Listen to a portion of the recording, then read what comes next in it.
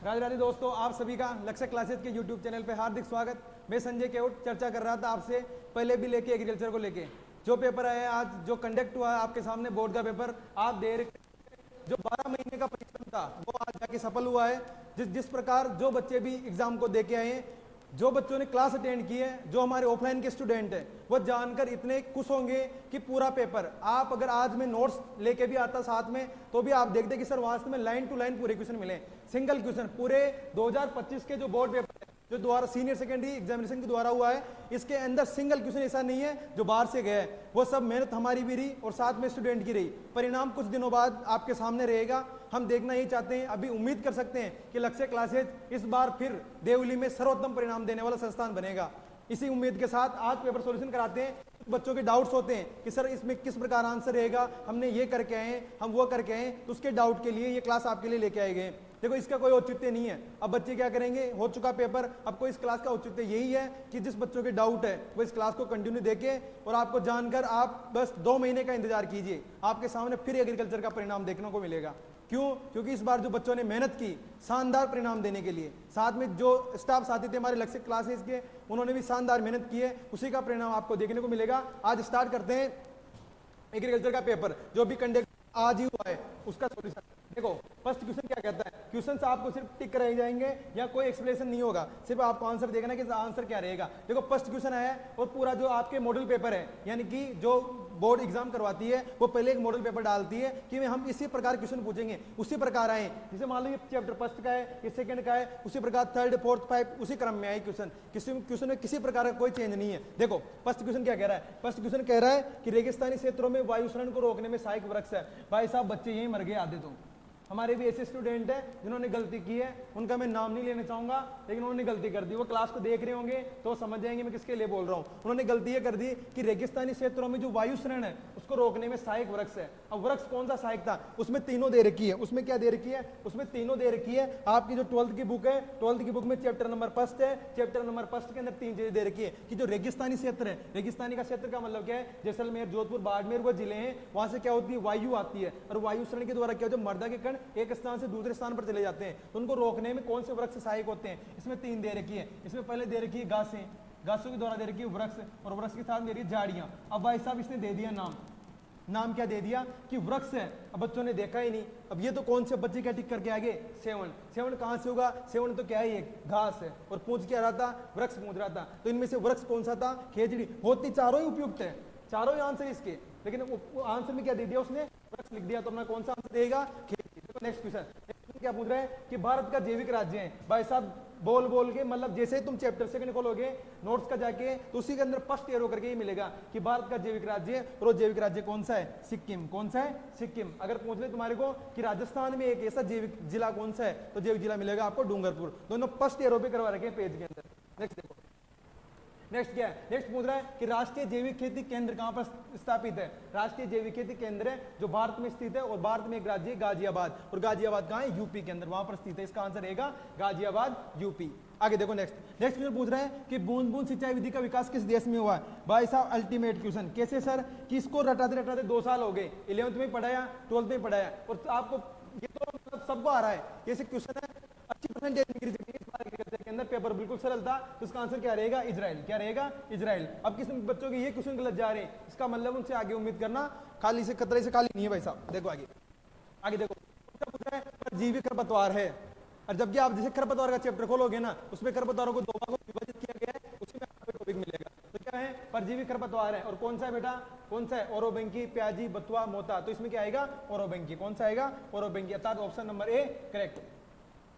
देखो इस बार भी यही परिणाम से उम्मीद है। आप सभी जो भी देख रहे हो, अभी भी हमारे पास क्या है, 29 मार्च से जेट का बैच स्टार्ट हो रहा है, उसमें आप आगे जुड़ सकते हो। उससे आपको फायदा क्या मिलेगा, आपको उसमें फायदा ये मिलने वाला है कि इसी प्रकार जैसे हमने इसका क्या किया, इसका सॉल्यूशन करवाया, इसका सॉल्यूशन करवाया वहां पर कब करवाया, इसका सॉल्यूशन करवाया बोर्ड PYQ। अर्थात हमने जो चैनल है अपना लक्ष्य क्लासेज का जो चैनल है, लक्ष्य क्लासेज के चैनल पर जो तुम्हारे चैप्टर है उन सबके क्वेश्चन सॉल्यूशन करवाए गए थे। कैसे, मान लो कोई एक चैप्टर है, एक चैप्टर में से 2017 से लेके 2023 तक के या 2024 तक का जो पेपर में क्वेश्चन पूछे गए थे उन सभी का सॉल्यूशन करवाया था। तो इसी प्रकार जेट के अंदर है, हमारे बैच स्टार्ट है 29 मार्च से, आप जुड़ सकते हैं और अपनी तैयारी को और बेहतरीन कर सकते हैं। तो चलो आगे देखो, इसका क्वेश्चन क्या था आंसर, ऑप्शन नंबर ए ओरो बैंक की। अगला क्वेश्चन क्या पूछ रहा है कि खरपतवार नाशी रसायन है, खरपतवार नाशी रसायन है, इनमें से कौन सा है? देखो रसायन तो चारों ही है, लेकिन किसके लिए पूछ रहा है ये? खरपतवार के लिए। तो यहाँ पर आंसर क्या रहेगा? एट्राजिन। कौन सा रहेगा? Atrazine, option number A.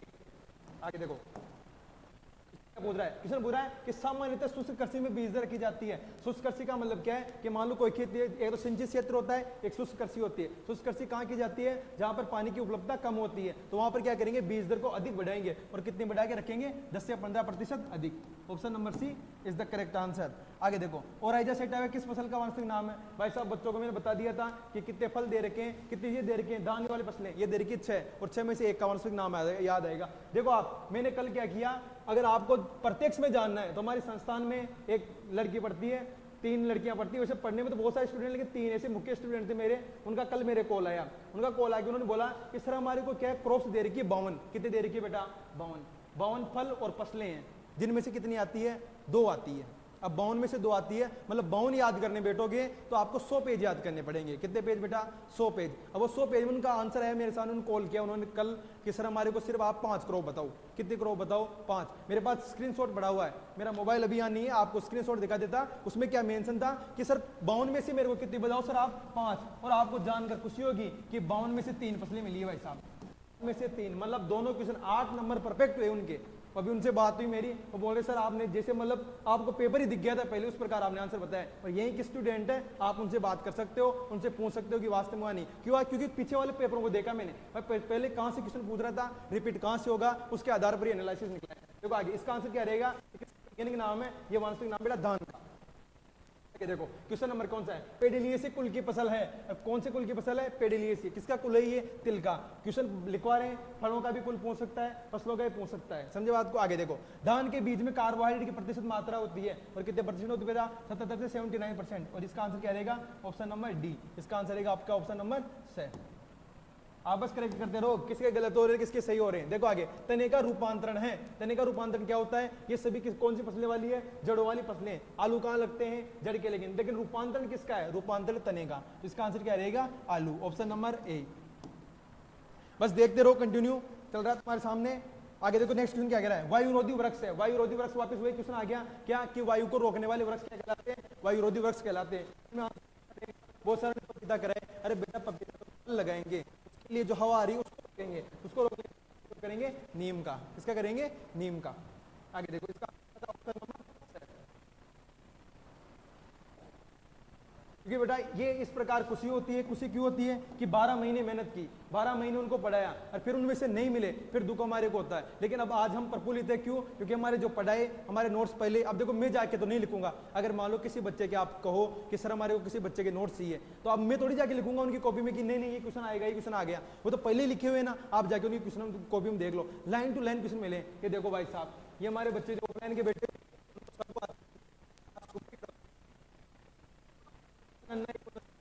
और किसकी किस में, समझे बात को? ये देख लो, ऐसे होता है आंसर, ऐसे आंसर करेक्ट होता है। क्यों? क्योंकि वही मैटर पढ़ा रहे हैं जो तुम्हारे बोर्ड में मिलेगा। और भाई साहब इसमें तो ले सकता हूं कि उसके जो हमारे यहाँ पर निकल रही है, अभी जो हमारे यहाँ से बन रहा है, देखो पहले बात करना गलत है। क्यों गलत है? क्योंकि देखो परिणाम किस प्रकार रहे ये बता नहीं सकते हैं, लेकिन फिर भी अनुमान ये है कि एग्रीकल्चर में शायद नंबर कर सकते हैं उसके। इसके अलावा बाई चांस नहीं लग रहा तो लमसम 97 नंबर आएंगे उसके, और वो आपको जब परिणाम होगा, यही अनाउंसमेंट होगा, वो आपको वहां देखने को मिल जाएगा। देखो आगे क्वेश्चन क्या पूछ रहा है? क्वेश्चन पूछ रहा है कि सक्वेस में कितने प्रतिशत फल रस होता है? तो उसमें कितने परसेंट होता है? 25%। इसका आंसर रहेगा ऑप्शन नंबर बी। ये फल परीक्षण वाले चैप्टर से आए हैं। आगे देखो नेक्स्ट पूछ रहा है कि गाय के दूध में रासायनिक संगठन प्रोटीन की औसत प्रतिशत मात्रा कितनी होती है? केमिस्ट्री में भी पूछा गया और वापस एग्रीकल्चर में पूछा गया। डेयरी वाला चैप्टर था उसमें से आया है। तो कितने परसेंट होती है? 3.58%। कितनी होती है? 3.58%। आगे देखो नेक्स्ट पूछ रहा है कि विदेशी नस्ल की गाय है। भाई साहब देसी और विदेशी जब चैप्टर स्टार्ट करते हैं नस्लों वाला चैप्टर में कौन सी नस्लें निकालते हैं? गायों की। तो गायों की नस्लें निकालते हैं, उसमें 2 क्लासिफिकेशन आते हैं, एक तो विदेशी नस्लें और एक देसी नस्लें। वहीं पर नाम लिखवाते हैं पूरी नस्लों के। आप और का रजिस्टर उठा के देखना, उसमें कोई विदेशी देसी नहीं बताता है, लेकिन मेरा फर्स्ट क्लासिफिकेशन ये रहता है कि कौन सी विदेशी नस्लें हैं और कौन सी देसी नस्लें। उसमें से आपको देखने को मिलेगा कौन सी? Brown Swiss. और ब्राउन स्विस कहाँ की है? स्विट्जरलैंड की। समझे बात को। और निमाड़ी, अंगोल, राठी, ये सब कौन सी नस्लें हैं? ये अपने को कौन सी नस्लें हैं? देसी नस्लें। आगे देखो, टोगनबर्ग है, अरे टोगनबर्ग नस्ल का उत्पत्ति स्थान है। टोकन लेके खाते हैं, कौन खाते हैं? स्विट्जरलैंड वाले। जब पिज्जा खाने जाते हैं ना तो क्या लेते हैं वो? टोकन लेते हैं। तो कौन सा नस्ल हो जाएगा इसका आंसर? स्विट्जरलैंड। आगे देखो, चयापचय रोग है, अरे भाई साहब ये बच्चों ने मतलब जो बच्चे लक्ष्य के अलावा मैं मान सकता हूं कि क्यों सही नहीं होगा, हालांकि हो सकता है देखो पेपर सबने दिया है, पढ़ते सब है, लेकिन क्यों सही नहीं होगा? क्यों नहीं होगा? क्योंकि ये नाम ही याद नहीं होता दो बच्चों की। तो क्यों नहीं होता? और मैंने इसको किस प्रकार याद कराया? जो ऑफलाइन वाले बच्चे थे उनको मैंने बोला था कि मेटाबॉलिक ध्यान रखना है। क्या ध्यान रखना है बेटा? मेटाबॉलिक। और मेटाबॉलिक ध्यान रखोगे तो काम हो जाएगा। और मीठा बोलते हैं, मीठा बोलते हैं, इसको मैंने कैसे याद कराया? मीठा बोलते हैं। मीठा बोलते हैं कौन? मम्मी, पापा, काका। और कोई मीठा नहीं बोलता है घर में। कौन बोलते हैं सिर्फ मीठा? मम्मी, पापा, काका। पड़ोसी तो मीठा तो नहीं बोलेगा, पड़ोसी तो मुक्की रखता है कि कब आयर कब मारूं। समझे बात को? तो मीठा कौन बोलते हैं? मम्मी, पापा, काका। अब देखो इसका मतलब क्या था? इसका मतलब होता है मिल्क प्योर, इसका मतलब होता है पीपीएच, इसका मतलब होता है कीटोसिस। तो इसमें से कौन सा आंसर मिला? मीठा कौन बोलते हैं? मम्मी, पापा, काका। तो अपने का आंसर कौन सा मिल गया? Milk pure. और ये बोला मीठा बोले, मीठा बोलते हैं मम्मी, पापा, काका, जिसमें फर्स्ट आंसर कौन सा था? Milk pure.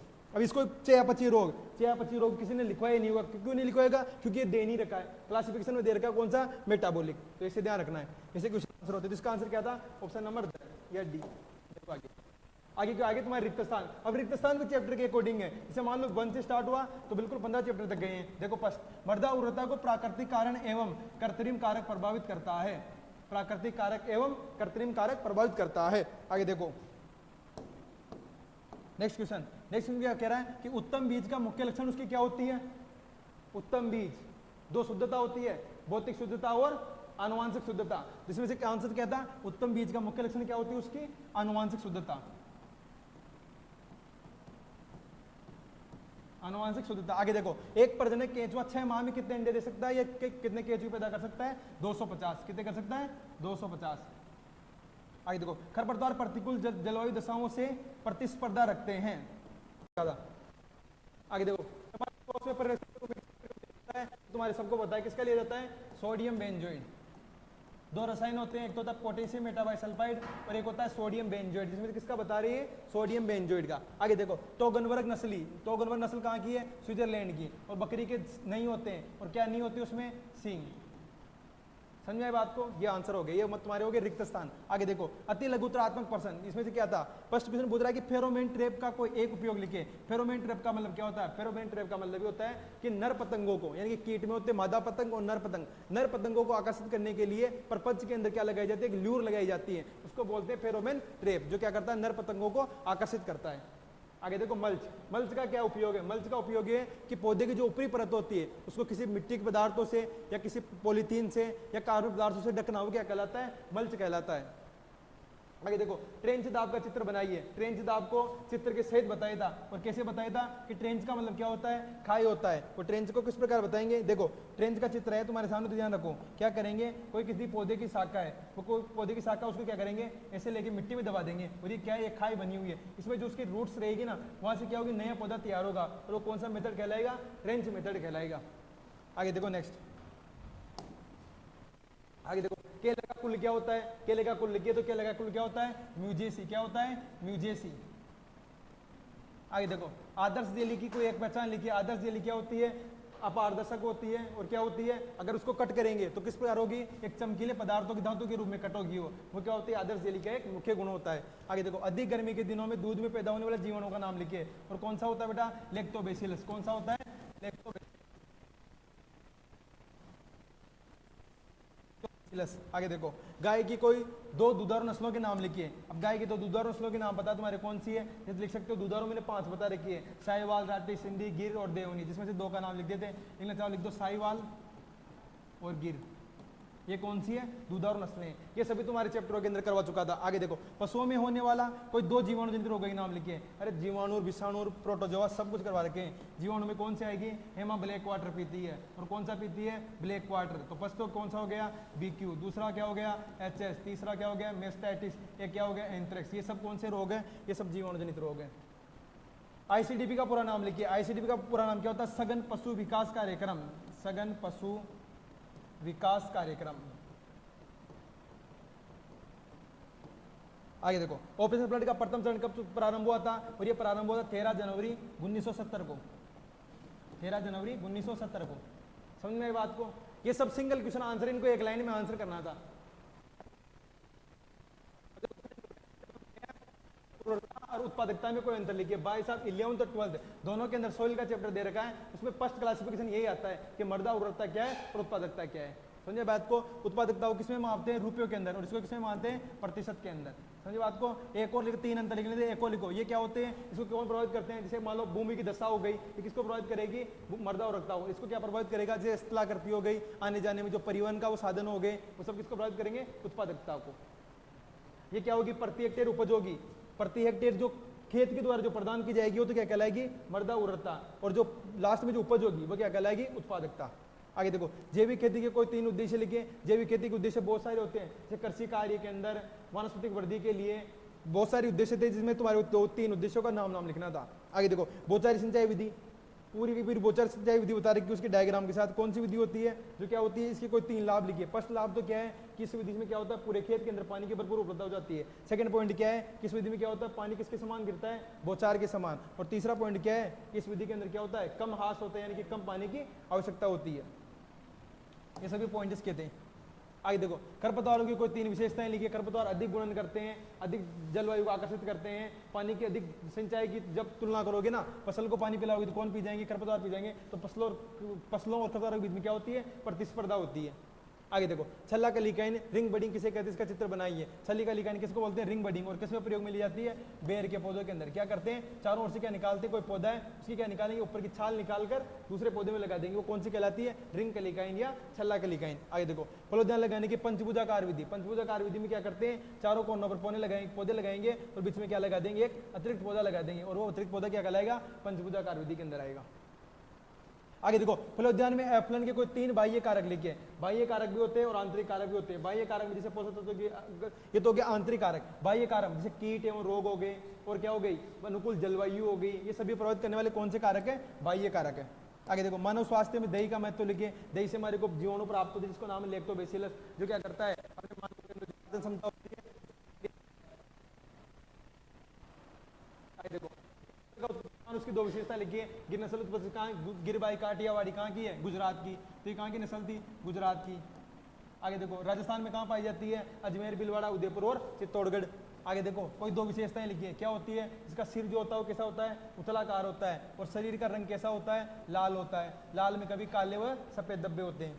आगे देखो, दुग्ध जवर रोग के कोई 3 लक्षण लिखिए। दुग्ध जवर क्या होता है, मिल्क फीवर, किसकी कमी से होता है, कैल्शियम की डेफिशिएंसी से, यानी कि कैल्शियम की कमी से होता है। फल परिश्रम का महत्व लिखिए। ये स्थायी विधियों का वर्णन कीजिए।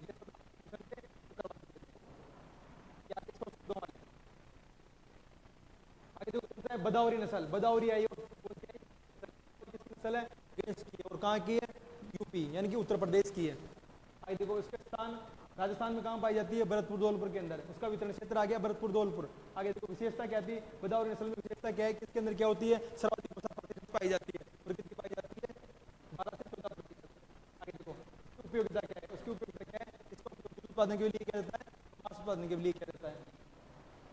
आगे देखो, एंथ्रेक्स रोग कारक। एंथ्रेक्स का रोग कारक क्या था, बेसिलस एंथ्रेसिस। लक्षण क्या था कि प्राकृतिक छिद्रों से क्या लग जाता है, रक्त आने लग जाता है, और उपचार के लिए क्या करेंगे, एसटीडी, सल्फाबिडी, टाइसिन और डेक्सोना, 3 मेडिसिन का नाम है, लिखना था। थनैला रोग का क्या कारक, रोग का नाम क्या कारक, थनैला रोग का रोग कारक लिखिए, लक्षण लिखिए, उपचार लिखिए। 3 पॉइंट लिखने, तीनों के अंदर सेम है। इसके अंदर भी रोग कारक पूछ रहा है, इसके अंदर भी रोग कारक पूछ रहा है, लक्षण पूछ रहा है, लक्षण पूछ रहा है, उपचार पूछ रहा है, उपचार पूछ रहा है। रोग कारक क्या है, थनैला रोग का मेस्टाइटिस, स्ट्रेप्टोकोकस एग्लेक्सिया, ये तो क्या है उसका रोग कारक का नाम। लक्षण क्या था, थन होती है, थन उसमें क्या बन जाता है, उसका थन होती है, सूजन आ जाती है, और देखने पे कैसे दिखाई देती है, लाल रंग की।